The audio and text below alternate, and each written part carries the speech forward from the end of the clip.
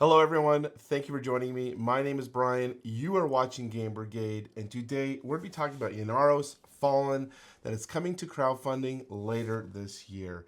This video will be going through my gameplay here in terms of what I thought about this game, giving you my impressions on what I liked or disliked to help you guys make the best backing decisions going forward. So we're going to dive in, talk about the concepts and some of the rules of this game, but kind of go over that kind of lightly because this is a prototype. Things have been changing from my experience. So we're just going to go forward from what I've seen from this game. So without further ado, let's hit Ynaros Fallin.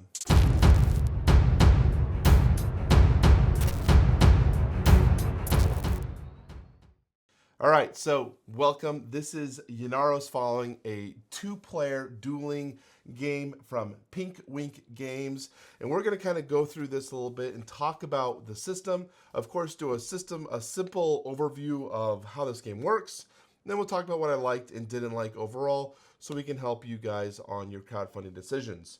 So, what is Pink Wink? What is Pink Wink? What is Ynaros Fallin, and what are we looking at? Well, this is a dueling game where players are going to be taking on the role of a group of shamans as they move along this magical land, activating different types of magical territories, which have different type of asymmetrical powers that they can claim and conquer and add to their board, which will adjust their power levels. Some of them are instant powers, some of them are course of the game powers, and you will use these abilities to, again, dominate your opponent as you go into a dueling game over here on the side and compete to see who wins before a specific timer or some sort of condition is met. So that's the rough of it, of the theme of the game. How does it work? How does it play? Well, in this game, you are going to have two actions on your turn.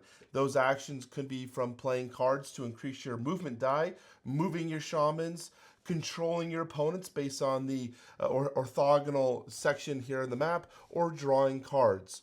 Each one is required to do something else. So for example, if I want to draw cards, these cards are needed to play. So if I want to move, I have to spend my dial. So in this case, my dial is set to 6. If I want to move up to 6 spaces, I would go 1, 2, 3, 4, 5, 6. And then this die will then decrease down to 5. If I want to increase that dial, if I want to get more movement or get more strength back, I will discard cards from my hand to increase that dial up to its maximum value, which in this case is 7. The board is filled with different types of crystals and these magical lands. And from my experience so far, the rules have changed and altered a little bit. So this is still a living game. They're still hammering out the final prototype and the details here.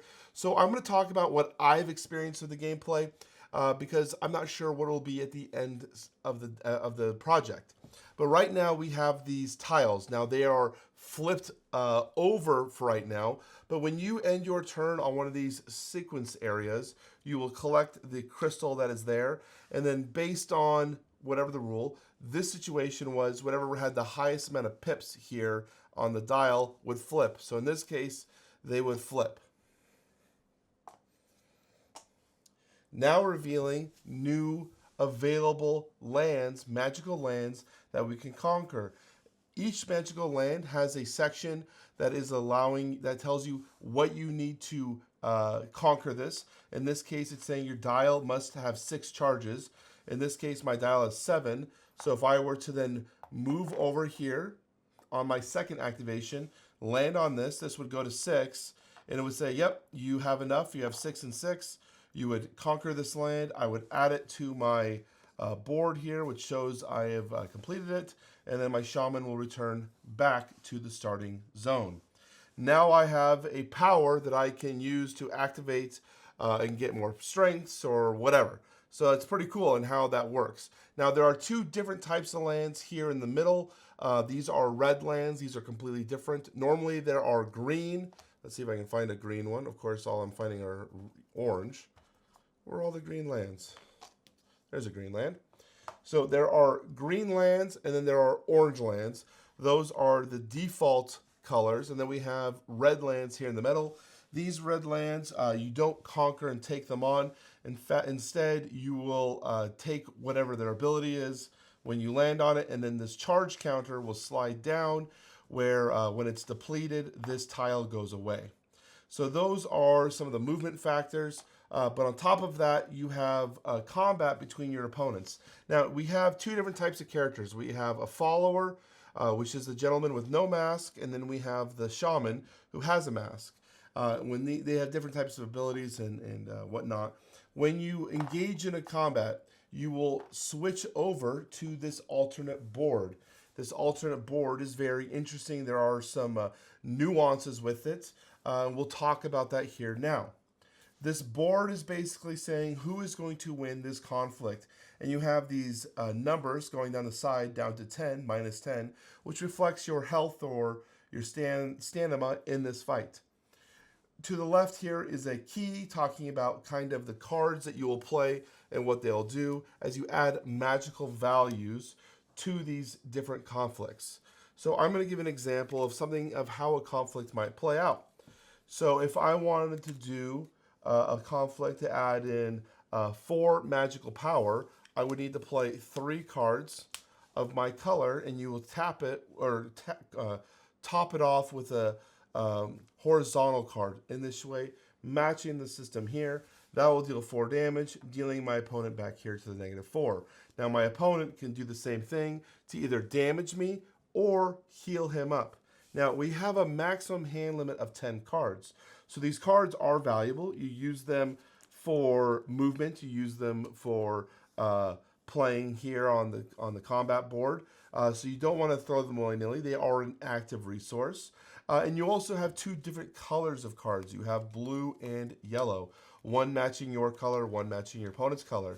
Depending on the scenario. Now, there are multiple types of scenarios in this game. Depending on the scenario, the card values are different based on what you're playing. But in the basic scenario, the ones that are matching your color are more powerful than the ones that are matching your opponent's color. So you want to try to keep those ones for the combat scene.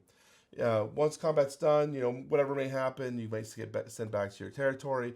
They may get some crystals from you and get more stronger as we go. So that's the rough of it. Like, I don't want to dive too deep because it is kind of shifting, but the game that I played is in a playable state, of course, obviously, and it is enjoyable. So I want to talk about what I liked and didn't like, give you guys some of my impressions of this game, so that way you guys can make the best backing decisions going forward. So the first thing that I would want to peek and say that this was my most favorite part of the game was the asymmetrical powers that are available here on the board. Anytime we're getting different types of powers and abilities in a game, that's what really gets me excited, because there is a chance for me to come up with different combos or abilities to kind of figure out ways that I can outwit my opponent using the puzzle that is presented on the board based on what we're playing.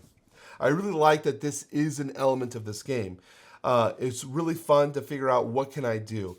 For example, I had one where I was able to draw multiple cards when I was able to do things. When I completed experience to get my levels up, I would generate more cards. So I was incentivized to burn cards for value to move around or fight in conflict, because I knew I was going to generate cards for free based on my abilities that I had here.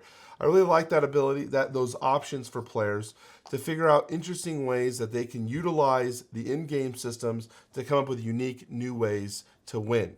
The dueling system is very interesting. I kind of akin it to a cat and mouse system. I mentioned that each player has a 10 hand card limit unless you have a power or ability that changes that. So mostly it is known information how many cards your opponent has. Now, you don't know what kind of cards they're facing are. Like, what kind are they? My color cards or my opponent color cards? I don't know what they're holding in their hand, which will dictate the kind of power. So you have to make decisions of how much do you play for damage? How much do I play for healing? Do I want to just, surrender and give this game up, this match up, and take the loss because I need to maintain my cards for another move? There's an interesting element here for the dueling phase. When I played with the publisher, I thought it was very interesting that he said that I was pretty good at that stage of the game, which I thought was a good compliment, that he was telling me that I figured it out pretty well. So that's good. I really enjoyed this aspect of the experience where you're moving along and dueling your opponent. The thing also I want to cap off is the production level and the art design of Ynaros Fallin has been very, very good. I'm very impressed. This is a prototype, obviously, so I have there's some, beat up issues and whatnot, but overall I very much really enjoyed the art, and that's actually what gravitated me to doing this. When the publisher reached out and said, hey Brian, would you mind taking a look at my game, it was the art that initially captured me prior to the gameplay, because I was like, this game looks really cool, I would love to see what your options are and dive into it. The final thing I want to talk about that I really liked was the amount of different variable scenarios that are available in this that can change up some of the elements of the game, giving you some more options, more challenges, and different ways that you can approach each puzzle. Now, the only thing I wish is that there was more. Currently, I only had 3 available to me to play with. I don't know what's going to be available in the end of the campaign. Maybe there'll be expansion packs or something along the line. I don't know. But what I do know is I enjoyed the variableness and I wanted more.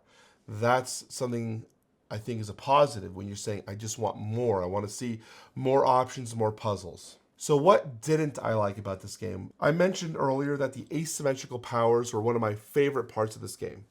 There is a caveat to that though, because I did feel that some of the powers were clearly at a higher power level than the other powers. Now maybe that's fine. In many cases that is okay.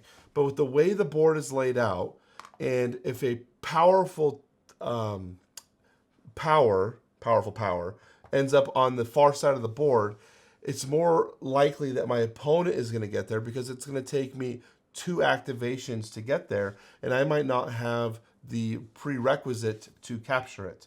I faced this in several games where there was like, man, I want to get that tile, but it's too far away.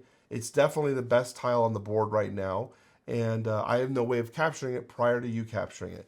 Maybe that's part of the game, maybe it's part of the puzzle, but it's unfortunate that you have to make sacrifices or compromises on getting lower, weaker powers just because of the shuffle or just because of the random draw. So that leads into my final point, is the randomness of the shuffle, randomness of the draw. You have a large stack. Now this is, again, prototype. I don't know what's going to be production. But we have a large stack here of different tiles that we shuffle up prior to building out the board, and then you play a certain amount down, face down, and that's how you populate and build the board. So it completely is randomized in terms of what's going to be available and for each player to play with. That is in one way good, but I also think randomness can throw in a wrench at times because it makes things hard to balance. And I feel like I experienced that at times. So that is my final thoughts regarding Ynaros Fallin. I hope you guys appreciated this video. Let me know in the comment section down below what you think of this review. Again, this is not a review. This is a first impressions. I can't review a product that's not finalized. But this was my first impressions of this game, what I thought of it, what I would like to do with it, and hopefully you guys enjoyed this video. This is Brian from Game Brigade. I will talk to you soon. Bye-bye.